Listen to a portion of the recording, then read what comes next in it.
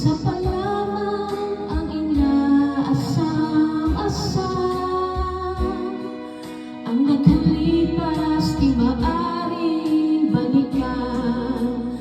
At kahit iba na ang minamahal mo, kung sino man siya, may-ari ng iyong puso, ang bawat pangalan, kalaro, kaibigan, isa pa